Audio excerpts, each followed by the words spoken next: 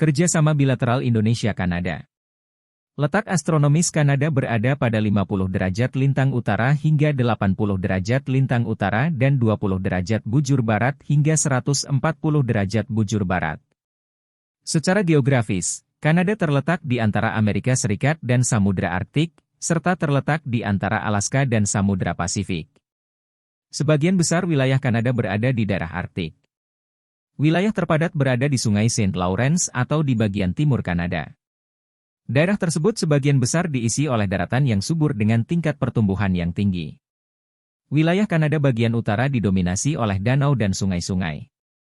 Bahkan menurut penelitian, hampir 60% danau dunia terletak di Kanada. Di bagian barat Kanada terdapat padang rumput atau sabana yang luas dan datar. Wilayah tersebut terdiri atas beberapa provinsi, yaitu Alberta, Manitoba, dan Saskatchewan. Bagian utara Kanada didominasi oleh hutan tundra dan konifer. Beberapa pegunungan yang terdapat di Kanada, yaitu Rocky, Muskwa Rangers, Firehole Range, Hart Rangers, Palliser Range, High Rock, Saubak Range, dan lain-lain. Negara ini memiliki lebih dari 20 pegunungan dengan ketinggian yang bervariasi. Gunung tertinggi di Kanada adalah Gunung Logan di wilayah Yukon. Jumlah penduduk Kanada pada tahun 2020 sebanyak 38,25 juta jiwa, Wikipedia.com 2021. Peningkatan populasi di Kanada dibagi menjadi dua komponen, yaitu peningkatan secara alami dan peningkatan akibat imigrasi. Imigrasi merupakan penyumbang terbesar peningkatan populasi di Kanada. Saat ini imigrasi mulai menggantikan pertumbuhan alami sebagai faktor utama pertumbuhan penduduk Kanada. Kanada memiliki wilayah yang sangat luas sehingga memiliki berbagai macam iklim.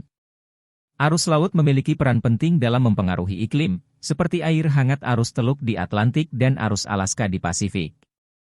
2/3 bagian utara Kanada memiliki iklim yang mirip dengan Skandinavia Utara, dengan musim dingin yang sangat dingin dan musim panas yang pendek. Daerah selatan tengah daratan dalam memiliki iklim kontinental yang khas, yaitu musim dingin yang sangat dingin, musim panas yang terik, dan curah hujan yang relatif jarang. Ontario Selatan dan Quebec memiliki iklim dengan musim panas yang lembab dan panas, serta musim dingin bersalju, mirip dengan iklim di Midwest Amerika. Suhu terendah yang pernah dicatat adalah -63 derajat Celcius di Snag, Yukon pada tahun 1947. Adapun suhu terpanas saat musim panas adalah 45 derajat Celcius di Midley dan Yellowgrass pada tahun 1937. Kanada sebagai negara terbesar kedua di dunia, memiliki sumber daya alam yang sangat besar. Sektor ini sebagian besar didorong oleh sektor kehutanan, perikanan, pertanian, pertambangan, dan energi. Pasar minyak dan gas Kanada terbukti sangat menguntungkan, dengan cadangan minyak terbesar ketiga di dunia dan cadangan gas alam terbesar ke-18 di dunia.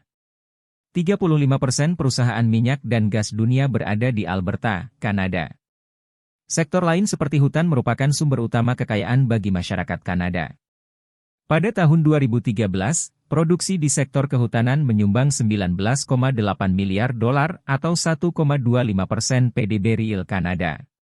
Dalam konteks global, Kanada memiliki neraca perdagangan produk hutan terbesar di dunia C19, 3 miliar, Kemlu, Go, ID. Menurut data sumber daya alam Kanada, pada tahun 2014 sumber daya alam Kanada menyumbang 1,8 juta pekerjaan bergaji tinggi dan menyumbang $26 miliar USD pendapatan bagi pemerintah, 2014. Permasalahan lingkungan utama di Kanada saat ini adalah dampak perubahan iklim yang semakin terasa, polusi udara, dan pencemaran lingkungan akibat pertambangan. Kerjasama yang dilakukan pemerintah Indonesia dengan Kanada meliputi bidang politik, ekonomi, pendidikan, sosial budaya, dan pariwisata.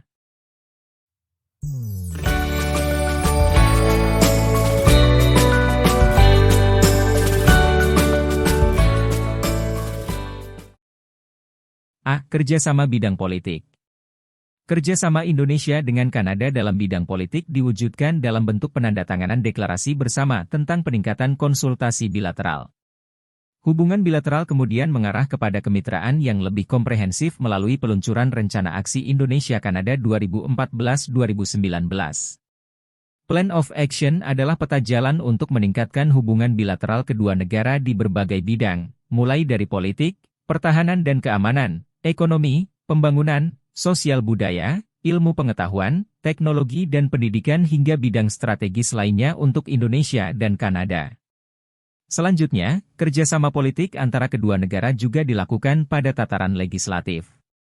Indonesia dan Kanada bekerja bersama dalam forum regional dan internasional, seperti dalam kerangka kerja sama ekonomi Asia Pasifik, APEC, Forum Regional ASEAN, ARF, G20, dan PBB.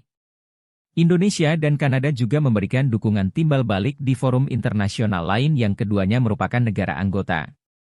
B. Kerjasama bidang ekonomi. Dalam kurun waktu 5 tahun terakhir, volume perdagangan kedua negara mencapai nilai tertingginya pada tahun 2018 dengan total volume perdagangan mencapai 3,015 miliar AS$.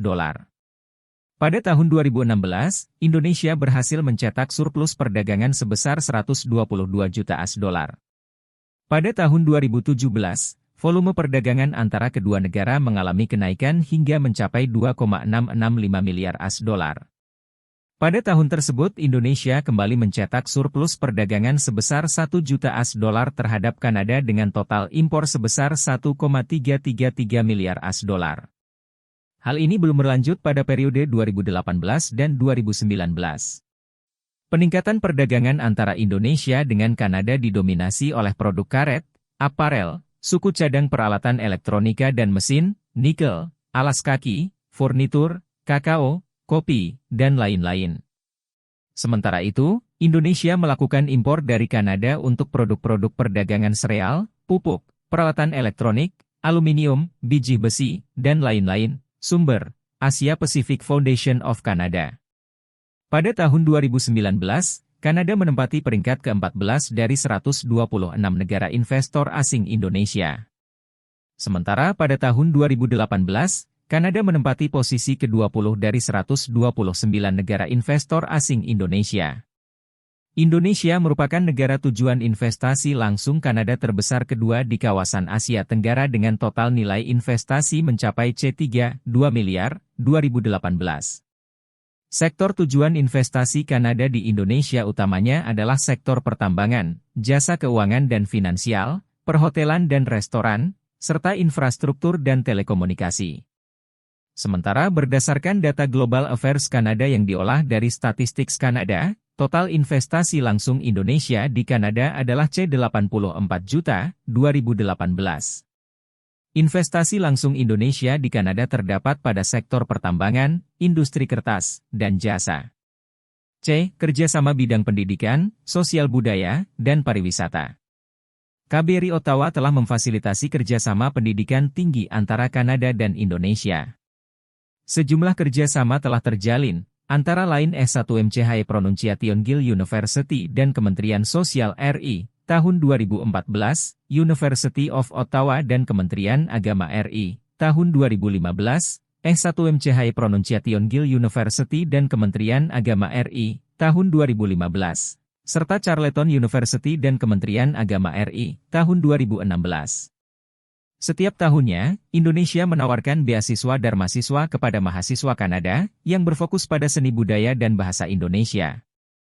Selain Dharmasiswa, Indonesia juga menawarkan beasiswa Seni dan Budaya Indonesia, BSBI, yang berlangsung selama 3 bulan yang terdiri atas pelatihan dan pendidikan seni dan budaya Indonesia. KBRI Ottawa secara aktif berpartisipasi dalam berbagai kegiatan budaya, khususnya di wilayah ibu kota dan provinsi Quebec dalam rangka memperkenalkan dan menghadirkan budaya Indonesia kepada publik setempat. KBRI Ottawa memberikan dukungan berbagai komunitas Indonesia dan Friends of Indonesia dalam upaya mereka mempromosikan seni dan budaya Indonesia melalui berbagai kegiatan dan festival. Beberapa bentuk partisipasi dan dukungan kegiatan sosial budaya, yaitu partisipasi dalam rangkaian perayaan Asian Heritage Month, Parade Budaya Kanada Day di Montreal setiap tanggal 1 Juli, dan dukungan terhadap berbagai festival multikultural lainnya seperti di Quebec dan Fredericton. Pariwisata Indonesia terus menjadi daya tarik bagi turis asal Kanada.